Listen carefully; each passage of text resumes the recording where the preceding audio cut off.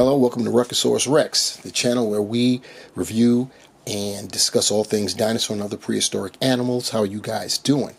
You see, we're kicking this off a little bit different this go round because you don't see any packaging, you don't see any boxes, there's nothing to unbox. That's because this particular model didn't come with one. It came as part of it's a bonus model that came with the Argentinosaurus, the massive Argentinosaurus. If you were an early bird purchaser, you got this guy right here, Huayangosaurus, and I'm happy to have it. It's not just a throw in, it's a detailed model, it's to scale, and I'm happy to have it. Very good. It is to scale. This model is it measures 5 1/8 inches. That if you go by the 135 scale and you do your calculations, it represents an animal just under 15 feet long, and that was the length of Huayangosaurus, about 15 feet. One of the smallest stegosaurs that we have on record. This animal was from China, lived about 165 million years ago. It's named for where it was in China, Huang, and the crazy thing is, this is a stegosaur, but it lived 20 million years before Stegosaurus, for which this entire clade is named after, first appeared. And yeah, that's pretty interesting. But yeah, it is one of the smallest. It makes sense when you think about it. If it started that early, mid-Jurassic time, 165 million years ago, that it would be as small as it is, as it was. And you know, until they grew, until the massive just the humpbacked animals that we know today. One of the most well-known dinosaurs and one of the most popular dinosaurs is the Stegosaurus.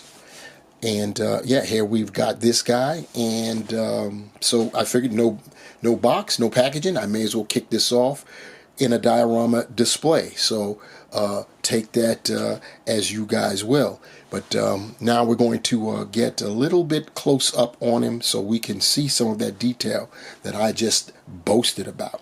So here we got it close up, and it's a pretty small model. Yeah, little, just slightly over 5 inches, as I stated. But it's necessary to keep it within scale, and I greatly appreciate that. I'm a big stickler for things when it comes to my models, that they they measure up accurately with one another. That's just a little OCD issue of mine. But anyhow, taking a look at our Huayangosaurus right here, he's got some nice, let me get a better grip on him. I'm going to hold him by his tail. And you could see that we've got the skull, this very small skull, which stegosaurs are known for, having small skulls. Just taking a peek at the eye, it looks as though it's just all black. And I have to see this, trying to look into it big time. But it's pretty cool. It's painted in this, like I want to say like a almost lime green, almost. Anybody else knows a different color of green that this might be? But yeah, you got that.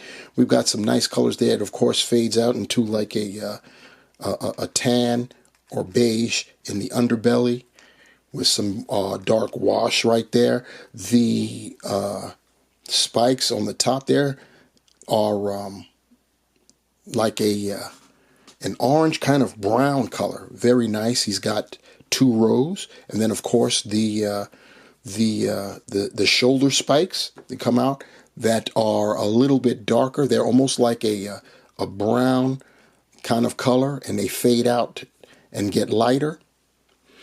The spikes, what I'm loving, they start off, as you could see right there, it's kind of small, and then they start to not only get larger, but they begin to change shape when you look at it, until you get here to just the mid torso and just above the right hip area. As we look at the creature, they go into full-fledged spike mode, and then they start to decrease as we taper down the tail, and the last set of spines or spikes, they end well before we get to the end of the tail. As far as the paint apps are concerned, I already said it's green. We've got some nice wash there and some striping. You can see there on that hind limb. We've got some scoots going on. Very nice attention to detail when you look at that. When you get to the tail, we've got some striping going down there. And then the thagomizer, 4 of them. And they're painted almost similar color to our shoulder spikes here. So pretty cool. Turning around, we've got pretty much the same thing. Looking at the feet, trying to get a look at the feet. The toes painted a dark brown color. And it's, yeah, very nice. Underneath is lighter than, of course, the rest of it is. And even on this little guy, we have a cloaca slit. So I'm loving that. That's something I didn't even check on for the Argentinosaurus. He was so big and overwhelming. I didn't even check to see if it was anatomically correct.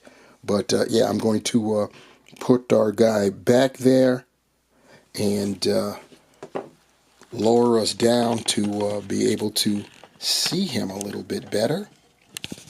And of course, focus in.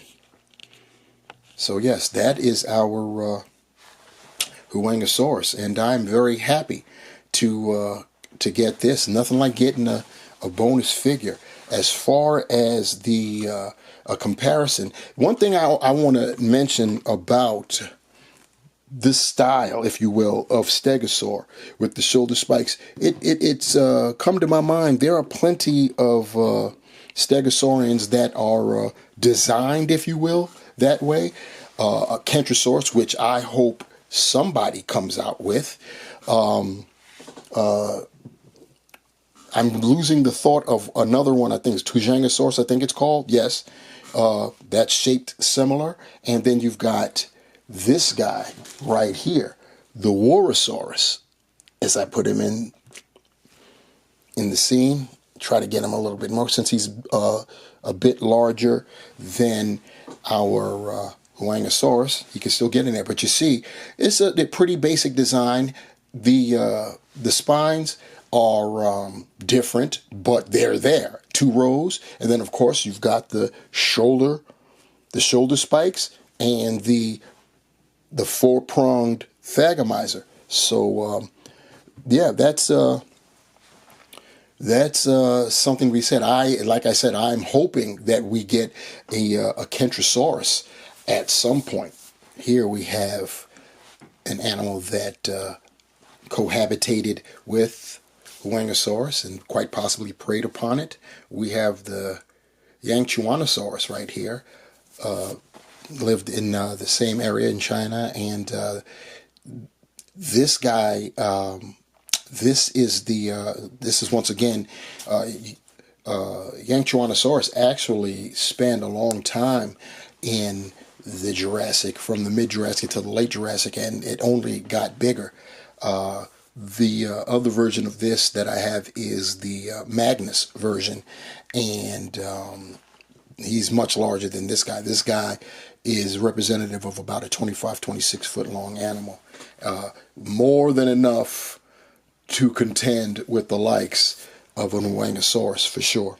And so you can get an idea of the size of a Huayangosaurus compared to a human. Here you go with our 135 scale human being. And yeah, this guy, I mean, still a dinosaur so large to us, we'd still be taken aback if we ran into this guy. But as far as stegosaurs go, yeah, he's pretty small. So that'll do it this go round for the Haolonggood Huayangosaurus bonus model that came with the 135 scale Argentinosaurus. And I mean, the contrast is great. You have the Argentinosaurus quite possibly the largest land animal to ever exist, and they paired it up with possibly the smallest stegosaur. So that's a pretty good contrast. I'm loving the fact that we got this guy, and he looks good, and it'll fit well with your display, however you want to do it. If you're the type that likes to display, whole families of certain subspecies and what have you, or if you like displaying them with contemporary animal, or just mix and match, however you do it, no matter what you decide, it'll work for sure. And I think you'd be happy with it if you manage to get this guy. I don't know if it'll ever be released on its own or not, or they'll keep it this way so that we Argentinosaurians feel special. I don't know if they're going to do that or not, but we'll see. I've got him. I'm glad I have him, and I'm glad that I was able to bring him to you. Let me know what you think about the Huayangosaurus in the comments below. Like, share, and subscribe. Let me know what you think about this this particular species.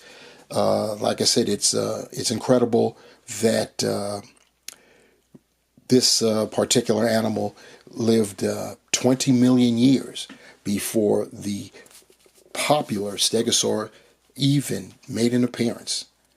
Very, very, very interesting indeed. Anyway, you guys, until next time, take care.